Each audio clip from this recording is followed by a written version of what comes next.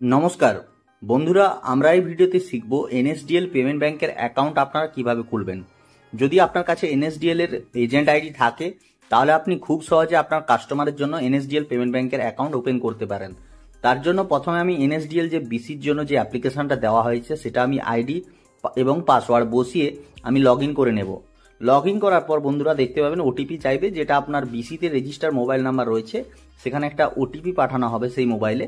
সেই ওটিপি নাম্বারটি বসিয়ে আপনি সাবমিট করলে আপনার এনএসডিএল এর ড্যাশবোর্ডটি ওপেন হবে। এই ড্যাশবোর্ডে আপনারা অনেক অপশন দেখতে পাচ্ছেন, তার মধ্যে অ্যাকাউন্ট ওপেনিং এর একটা অপশন রয়েছে, সেখানে আমি ক্লিক করব। ক্লিক করলে সাথে সাথে এখানে এন্টার মোবাইল, কাস্টমারের মোবাইল নাম্বার যেটা সেটা চাইবে। কাস্টমারকে জিজ্ঞাসা করে নেবেন কাস্টমার যেই নাম্বারটা বলছে ওই নাম্বারেই ফোনপে করবে কিনা, কারণ অনেক সময় দেখা যায় অনেক কাস্টমারের দুটো তিনটে নাম্বার থাকে। সেক্ষেত্রে কনফার্ম করার জন্য কাস্টমারের থেকে সঠিক নাম্বার জেনে নাম্বারটি এন্টার করুন এবং তারপর কাস্টমারের ফোনে পাঠানো ওটিপি বসিয়ে নিচে প্রসিড বাটন রয়েছে সেখানে ক্লিক করবেন। এরপর দেখবেন ক্রিয়েট প্রোফাইল বলে এরকম একটা অপশান আসবে। তারপর ওখানে কাস্টমারের মোবাইল নাম্বার উপরে দেখানো হবে, নিচে first name, middle name, last name, email ID এবং ডিওবি।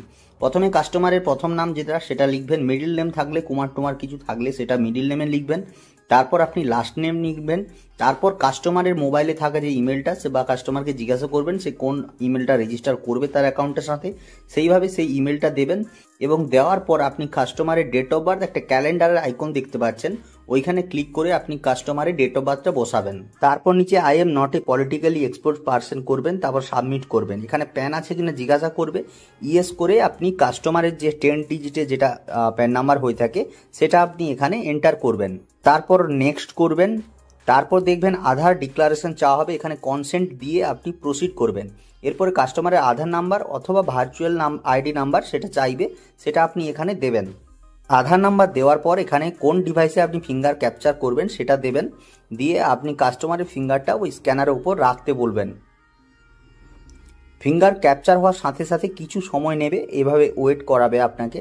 তারপর কাস্টমারের যে সমস্ত ডিটেলস সেগুলো ওপেন হবে। তার আগে বন্ধুরা বলে রাখি, এখানে একটা সেলফির ব্যাপার থাকে, সেটা কিন্তু আপনাকে কাস্টমারকে দাঁড় করিয়ে তার মুখের ছবিটা এইভাবে আপনারা যেভাবে দেখুন আমি করছি এইভাবে আপনারা ক্যাপচার করবেন। অটোমেটিক ফেস ডিটেক্ট হলে তারপরেই কিন্তু কাস্টমারের যে সমস্ত তথ্য সেগুলো শো করবে। কাস্টমারের অ্যাড্রেস কোনো কিছু চেঞ্জ করা থাকলে চেঞ্জ করবেন, তারপর নেক্সট করবেন। এখানে আপনারা কাস্টমারের বাবার নাম, ঠিক আছে, তারপর নিচে মায়ের নাম, কাস্টমারের ইনকাম, কাস্টমারের অকুপেশন, কাস্টমার কি করে সেটা দেবেন এবং ম্যারিটাল স্ট্যাটাস সে বিবাহিত না অবিবাহিত সেটা দেবেন। সব কিছু দেওয়া হয়ে গেলে আপনারা কি করবেন, নিচে নেক্সট বাটনে ক্লিক করবেন। এখানে নমিনি তথ্য চাওয়া হবে, চাইলে আপনারা নমিনি দিতে পারেন আবার নাও দিতে পারেন। নমিনি দেওয়া থাকলে কিছু ক্ষেত্রে এটা অনেক উপকারে আসে। তারপর আপনার এখানে নেক্সট বা সাবমিট যে সমস্ত অপশানগুলো আসবে এগুলো করবেন। শেষে কাস্টমারের একটা ই সাইন করাতে বলবে, সেখানে আপনারা এইভাবে ওকে করবেন টার্ম অ্যান্ড কন্ডিশন। ওকে করার পর কাস্টমারের আধার নাম্বার চাওয়া হবে, যে আধার নাম্বারটা এই বক্সের মধ্যে পুট করতে হবে। আধার নাম্বার দেওয়া হয়ে গেলে এখানে টার্ম অ্যান্ড কন্ডিশনে ওকে করে ক্যাপচার ফিঙ্গারে ক্লিক করবেন। করলে কাস্টমারের যে ফিঙ্গার সেটা আপনি স্ক্যানারের উপর রাখতে বলবেন, তারপর ওকে করবেন, তারপর সাবমিট করবেন। ই সাইন প্রসেস সম্পন্ন হওয়ার পর এরকম আপনার অ্যাকাউন্ট থেকে 118 টাকা ডেবিট করা হবে, যেটা আপনার বিসি অ্যাকাউন্ট হবে, সেই অ্যাকাউন্ট থেকেই টাকাটা কেটে নেওয়া হবে। তারপর কাস্টমারের তথ্য দেখাবে, ইয়েস করবেন। তারপর এখানে এক্সিট বাটন রয়েছে, এইটাই ক্লিক করলে আপনি কাস্টমারের সমস্ত তথ্য দেখতে পাবেন। বন্ধুরা, এইভাবে খুব সহজে আপনি এনএসডিএল পেমেন্ট ব্যাংকের অ্যাকাউন্ট সহজে